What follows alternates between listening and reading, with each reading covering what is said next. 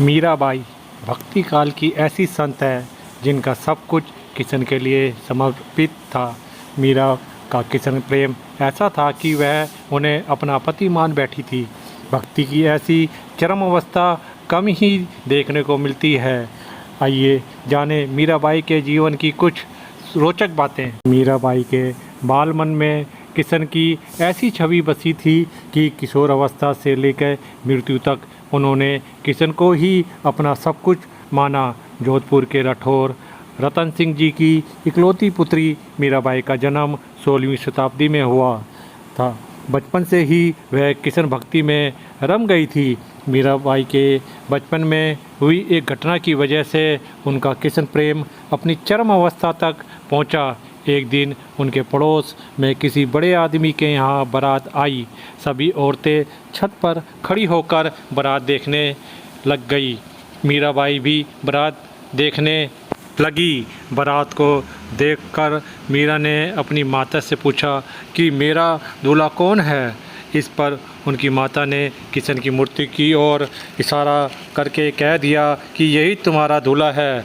बस यह बात मीरा के बाल मन में एक गांठ की तरह बंध गई।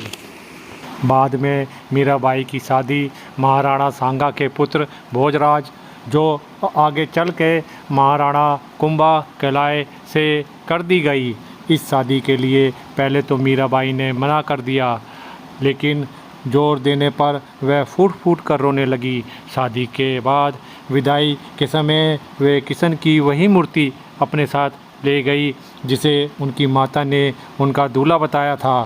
ससुराल में अपने घरेलू कामकाज निपटाने के बाद मीरा रोज़ किशन के मंदिर चली जाती और किशन की पूजा करती, उनकी मूर्ति के आगे गाती और नृत्य करती। उनके ससुराल वाले दुर्गा को कुल देवी मानते थे। जब मीरा ने कुल देवी की पूजा करने से मना कर दिया तो परिवार वालों ने उनकी श्रद्धा भक्ति को मंजूरी नहीं दी। मीराबाई की नंद उदाबाई ने उन्हें बदनाम करने के लिए उनके खिलाफ एक साजिश रची। उसने राणा से कहा कि मीरा का किसी के साथ गुप्त प्रेम है और उसने मीरा को मंदिर में अपने प्रेमी के साथ बात करते देखा है। राणा कुंभा अपनी बहन के साथ आधी रात को मंदिर गया।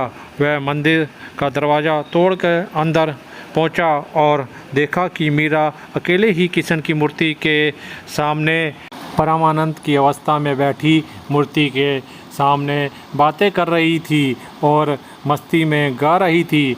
राणा मीरा पर चिल्लाया, मीरा, तुम जिस प्रेमी से अभी बातें कर रही थी उसे मेरे सामने लाओ। मीरा ने जवाब दिया, वह सामने ही बैठे हैं, मेरे स्वामी नैनचोर, जिसने मेरा दिल चुराया है, और वह समाधि में चली गई। इस घटना से राणा का दिल टूट गया, लेकिन फिर भी उसने एक अच्छे पति की भूमिका निभाई और मरते दम तक मीरा का साथ निभाया। हालांकि मीरा को राजगद्दी की कोई चाह नहीं थी, फिर भी राणा के संबंधी मीरा को कई तरीक़ों से सताने लगे। किशन के प्रति मीरा का प्रेम शुरुआत में बेहद निजी था, लेकिन बाद में कभी कभी मीरा के मन में प्रेमानंद इतना उमड़ पड़ता था कि वह आम लोगों के सामने और धार्मिक उत्सवों में नाचने गाने लगती थी।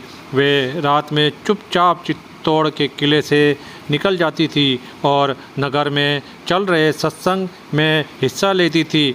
मीरा का देवर विक्रमादित्य, जो चित्तौड़गढ़ का नया राजा बना, बहुत कठोर था। मीरा की भक्ति, उनका आम लोगों से के साथ घुलना मिलना और नारी मर्यादा के प्रति उनकी लापरवाही का उसने कड़ा विरोध किया।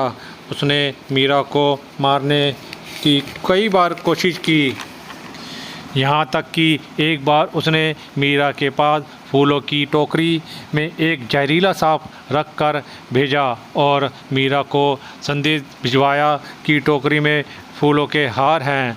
ध्यान से उठाने के बाद जब मीरा ने टोकरी खोली तो उसमें एक फूलों के हार के साथ किशन की एक सुंदर मूर्ति निकली। राणा का तैयार किया हुआ कांटों का बिस्तर भी मीरा के लिए फूलों का सेज बन गया। जब मीरा उस पर सोने चली, जब यातनाएं बर्दाश्त से बाहर हो गई तो उन्होंने चित्तौड़ छोड़ दिया। वे पहले मेड़ता गई, लेकिन जब उन्हें वहाँ भी संतोष नहीं मिला तो कुछ समय के बाद उन्होंने किशन भक्ति के केंद्र वृंदावन का रुख कर लिया। मीरा मानती थी कि वह गोपी ललिता ही है जिन्होंने फिर से जन्म लिया है। ललिता किशन प्रेम में दीवानी थी।